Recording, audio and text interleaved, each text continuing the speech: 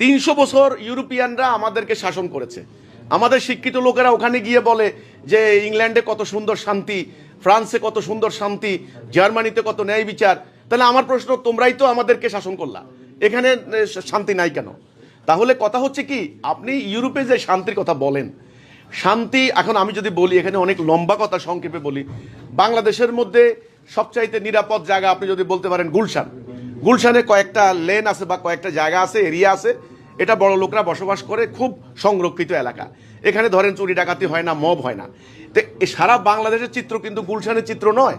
সারা বাংলাদেশের থেকে গুলশান একটা আলাদা সংরক্ষিত জায়গা। ঠিক তেমনি, হ্যাঁ, রেস্ট্রিক্টেড একটা এরিয়া, একটা জায়গা।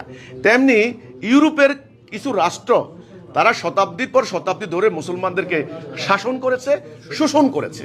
শুধু মুসলমানদেরকে নয়, আফ্রিকাকে, দক্ষিণ আমেরিকাকে তারা শাসন করেছে, শোষণ করেছে। তো এখন তারা ধন সম্পত্তির উপর বসে আছে। দীর্ঘদিন থেকে তারা একটা মানে বিলাসী জীবন যাপনে তারা অভ্যস্ত, বা তারা এই সুযোগ সুবিধা পাচ্ছে। কিন্তু আপনি বলতে পারেন না সেখানে ক্রাইম হচ্ছে না, আপনি বলতে পারেন না সেখানে চুরি ডাকাতি হচ্ছে না, আপনি বলতে পারেন না সেখানে অন্যায় হচ্ছে না। সবচেয়ে বড় অন্যায়, ফিলিস্তিনি মুসলমানদেরকে হত্যা করা হচ্ছে। সেখানে কি করে আমেরিকার পক্ষে ব্রিটিশের রাজারা বা ব্রিটেনের প্রধানমন্ত্রী অথবা ব্রিটিশের সৈন্যরা সহযোগিতা করে? এ পর্যন্ত ব্রিটেন আমেরিকাকে সহযোগিতা করেছে, আমেরিকা ইসরায়েলকে করেছে।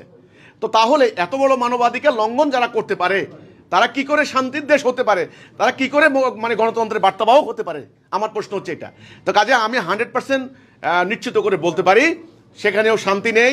আল্লাহর দেওয়া দিন যদি কায়েম হয়, তাদের তৈরি ব্যবস্থা অর্থাৎ মানুষের ব্যবস্থা যদি প্রত্যাখ্যান করা হয়, আল্লাহর কোরআনের বিধান যদি কায়েম হয়, তবে শান্তি আসবে। আর এই একটা নির্দিষ্ট অঞ্চলে শান্তি আপনি সুইজারল্যান্ডে একটা নির্দিষ্ট মানে সংরক্ষিত করে রাখবেন, সেখানে মানুষ যেতে দিবেন না, অকল্পনীয় রাস্তাঘাট নির্মাণ করে আপনি বলবেন সেখানে মানুষ সুখে আছে, তাহলে বাকি বিশ্বের মানুষের এই অবস্থা কেন? তো কাজে ইসলামের শান্তির সংজ্ঞা কিন্তু নির্দিষ্ট এলাকায় নয়। ইসলামের শান্তির সংজ্ঞা হচ্ছে সারা পৃথিবীময় এবং পুরো মানব জাতির শান্তি। এটা হলো ইসলামের শান্তির সংজ্ঞা। এখন একজন বড় লোককে যদি তিনি ঘুষ খান, সুদ খান, তিনি সিন্ডিকেট করে কোটি কোটি টাকার মালিক হয়ে দরজা বন্ধ করে তিনি এসি বাড়িতে থাকেন, ওনাকে যদি আপনি বলেন কেমন আছেন, বলে আমি শান্তিতে আছি, কিন্তু ওনার আশেপাশে সব মানে অশান্তির মধ্যে পড়ে গেছে, আমি এটাকে শান্তি বলি না।